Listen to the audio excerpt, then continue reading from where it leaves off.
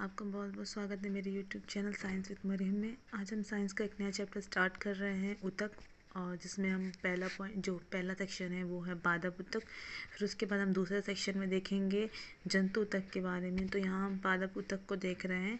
तो plant tissue में सबसे पहले हमको समझ लेना होता है, जिसे हमने पढ़ा भी है पिछली कक्षाओं में कोशिका के बारे में कि कोशिका क्या होती है। तो कोशिका का विभाजन कैसे होता है, कोशिका से कैसे ऊतक बनते हैं और ऊतक से कैसे अंग बनते हैं और अंग से कैसे शरीर बनता है। उसी प्रकार से हम यहाँ पादप ऊतक के बारे में बात कर रहे हैं, प्लांट टिश्यू के बारे में बात कर रहे हैं। तो सबसे पहले देखेंगे कि सभी जीवधारियों में जो होती है उनकी क्रियात्मक और संरचनात्मक इकाई कोशिका होती है, और एक कोशिकीय और बहुकोशिकीय होते हैं। ठीक है, इसी तरीके से जैसे हम देखते हैं कि बहुकोशिकीयों में क्या होता है, नर और मादा युग्मकों से मिलने से युग्मज जाइगोट बनता है और जो बार बार विभाजित होने से बनता रहता है। तो युग्मज के विभाजन के स्वरूप कोशिकाएं क्या होती हैं, बदलती रहती हैं, और जिससे टिश्यू बन जाते हैं, और टिश्यू से क्या बन जाते हैं, अंग बन जाता है, और एक पूरा शिशु हमें देखने को मिल जाता है। उसी तरीके से यहाँ पादप ऊतक की कुछ संरचनाएं दी गई हैं, तो हम यहाँ पे चार्ट के माध्यम से उसको देख सकते हैं। देखिए, पादप ऊतक यहाँ पे दो तरीके से दिया गया है। तो सबसे पहले है विभाजोत्तक ऊतक और स्थायी ऊतक। तो इतना कोई ये दोनों खास इतना इम्पोर्टेंट नहीं है, बस आप इसको थोड़ा सा समझ लीजिए। और स्थायी ऊतक इम्पॉर्टेंट है, जो आपके सिलेबस में हो सकता है। स्थायी ऊतक में सरल और जटिल हो जाता है, और जटिल में भी आपका ये सेक्शन ज़्यादा इम्पॉर्टेंट हो सकता है। तो सबसे पहले समझ लीजिए दारू या जाइलम क्या होता है। इसको दारू भी बोलते हैं और जाइलम भी बोलते हैं, पोषक वाह और फ्लोएम बोलते हैं। दारू या जाइलम क्या होता है, ये सबसे पहले क्या करता है, ये जल संवाहक का काम करता है, ऊतक कहलाता है। और दूसरा क्या होता है, मतलब किसी पौधे में अगर पानी पहुंचाने का जो काम करता है, उनके अंदर पानी का फ्लो कराता है, वो कौन कराता है, आपका जाइलम करता है। और उसमें अगर भोज्य पदार्थों को उस तक पहुंचाने का काम करता है, तो वो आपका फ्लोएम करता है। तो ये दोनों का एक बहुत खास अंतर है। सबसे पहला अंतर आप समझते रहिएगा, जाइलम में क्या होता है, जिसमें जल का संवाहक हो वो जाइलम हो जाता है, और ज से जल, जा से जाइलम, ऐसे याद रख लीजिएगा। जा से जल, जा से जाइलम, यानी कि पौधों में जल पहुंचाने का काम कौन करेगा, जाइलम, और पौधों में जो भोजन पहुंचाने का काम कौन करेगा, फ्लोएम करेगा। ठीक है, यहाँ तक आपको समझ में आ गया होगा। ठीक है, तो हम आगे बढ़ते हैं। अब यहाँ पे हम समझ लेते हैं, इसको और डिटेल में समझ लेते हैं।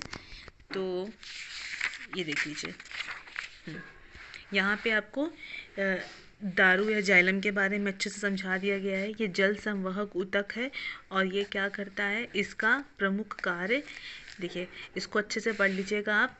जल संवाहक ऊतक क्या होता है, इसका एक प्रमुख कार्य मृदा से जल एवं खनिज लवणों को लेकर पादपों के विभिन्न भागों में पहुंचाना होता है। ठीक है, इसमें होते कौन कौन से पार्ट हैं, इसमें होती है वाहिनिकाएं, जो क्या करती हैं, इस प्रकार एक कोशिका निर्जीव लंबी नलिकाकार एवं दोनों सिरों पर नुकीली होती है, और कोशिका भित्ति के अत्यंत लिग्निन जमा होने के कारण इन वाहिकाओं की हम सर्पिलाकार, वलयकार या जालिकाएं होती हैं।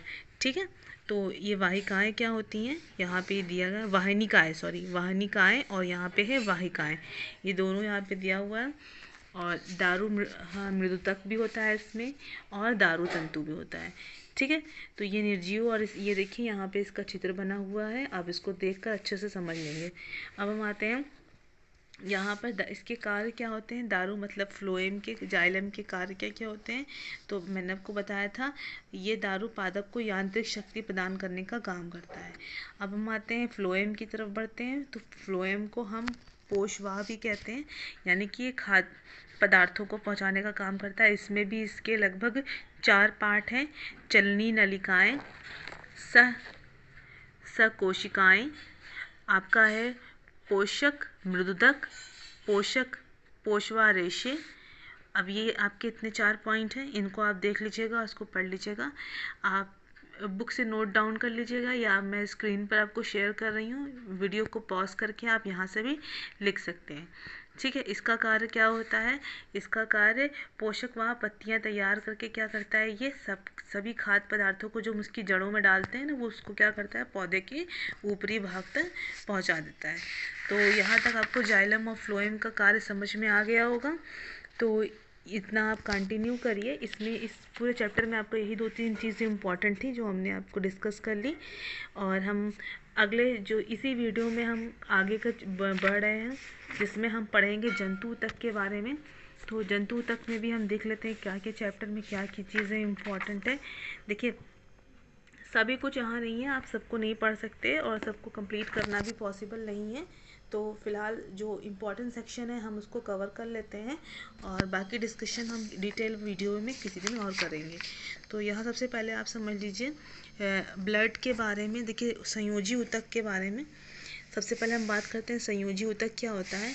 तो संयोजी ऊतक आप समझ सकते हैं कि ये क्या होता है, मध्य जनन स्तर से बनता है। ये शरीर के लगभग 30% भाग बनाता है, और इससे हमारे शरीर के सभी अंगों और अंग तंत्र में फैले होते हैं, और शरीर के अंगों को अवतरित करके और उनकी सुरक्षा करने पर ये परस्पर बांधे रखता है। तो संयोजी ऊतक होता है ये। संयोजी ऊतक भैया देखिए कई प्रकार के होते हैं, जिसमें से आपका संवहनी या तरल संयोजी ऊतक क्या होता है, जिसमें रुधिर आ जाता है, ब्लड क्या हो जाता है, ब्लड देख लीजिए एक चिपचिपा द्रव होता है, और जिसकी सांद्रता क्या होती है 4.7 होती है, तथा इसका हल्का क्षारीय प्रकृति का होता है। ठीक है, ब्लड क्या होता है आपका क्षारीय होता है, बेसिक होता है, और जिसका पीएच होता है 7.4 होता है। ठीक है, और इसमें क्या संपूर्ण शरीर का 6.8 भाग बनता है, और ये तरल भाग इसका प्लाज्मा कहलाता है। अब यहाँ पे देखिए ब्लड के भी कई पार्ट आपको दे रहा है, प्लाज्मा, रुधिर कणिकाएं, कणिका में श्वेत ग्रंथियाँ, और रुधिर प्लेटलेट्स। ठीक है, तो यहाँ ब्लड को भी आप आसानी से समझ लीजिए, हम आपको यहाँ पे थोड़ा सा डिटेल्स को समझा दे रहे हैं। तो ब्लड में क्या क्या चीज़ें होती हैं, रुधिर प्लेटलेट्स भी होता है। यहाँ पे देखिए स्क्रीन पर आपको साफ दिख रहा है, तो अब यहाँ से एक बार मैं पूरे स्क्रीन पर साफ दिखा दे रही हूँ। देखिए ये प्लाज्मा है आपका, प्लाज्मा के बारे में, या लाल रुधिर कणिकाएं जिसको हम आरबीसी भी बोलते हैं। उसके बाद आता है आपका श्वेत रुधिर कणिकाएं, जिसको हम डब्ल्यूबीसी भी बोलते हैं। ठीक है, और फिर उसके बाद आता है आपका प्लेटलेट्स। ठीक, प्लेटलेट्स, और उसके बाद आपको ये सब बने हुए इसके सारे चित्र दिख रहे हैं। और रुधिर के कार्य क्या होते हैं भैया, ये हमारी जो भोज्य सामग्री होती है, ग्लूकोज, अमीनो एसिड और उत्सर्जी पदार्थ जैसे ऑक्सीजन, कार्बन डाइऑक्साइड, इन सबको क्या करता है, परिवहन का कार्य करता है। यकृत और पेशियों द्वारा उत्पन्न ताप और रुधिर द्वारा शरीर के विभिन्न भागों में पहुंचाता है, जिससे शरीर का तापमान क्या होता है, नियंत्रित होता है, यानी कि ताप नियंत्रक का भी कार्य करता है। रुधिर शरीर के आंतरिक वातावरण को समस्थिति बनाए रखता है। ठीक है, इतना आपको समझ में आ गया? हाँ ठीक है, तो इसको आप अच्छे से इसको इतना पढ़ लीजिएगा और कवर कर लीजिएगा। अब हम उसके बाद आते हैं यहाँ से अगले नेक्स्ट पॉइंट में, जिसमें हम आते हैं हृदय पेशी की। जैसे हमने क्या पेशीय ऊतक के बारे में अगर हम बात करें, तो पेशीय ऊतक में आप देख सकते हैं, पेशीय ऊतक में हमारे दो पेशियाँ आ जाएंगी। एक आपकी होती है रेखिक पेशी, और एक होती अरेखिक पेशी। मतलब रेखिक को कह सकते हैं ऐच्छिक, और अरेखिक को कह सकते हैं हम अनैच्छिक। यानी कि ऐसी पेशियाँ जो अपनी इच्छा के अनुसार आप काम कर सकते हैं, उसको रेखिक कहते हैं। और ऐसी पेशियाँ जिन पे आपका कोई जोर ज़बरदस्ती नहीं होता, उसको अनैच्छिक कहते हैं। जैसे मूत्राशय हो गया, रक्त वाहिनियाँ हो गया, जनन जो आपकी वाहिनियाँ हो गई, ये सब कुछ क्या हो जाएंगी आपकी अरेखित में। और रेखित में क्या हो जाएगा, जिसको आप कंट्रोल कर सकते हैं। ठीक है, अब आते हैं हम हृदय पेशी की तरफ। देखिए हृदय पेशी क्या होती है आपकी, यहाँ देखिए स्क्रीन पर दिखा रहे हैं।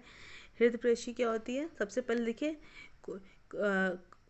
कशेरुकीय हृदय की मसल भित्तियों के हद में हृदय पेशियाँ पाई जाती हैं। मतलब हम कहाँ बात कर रहे हैं, ये हृदय के पास की हम बात कर रहे हैं हृदय पेशियों के बारे में।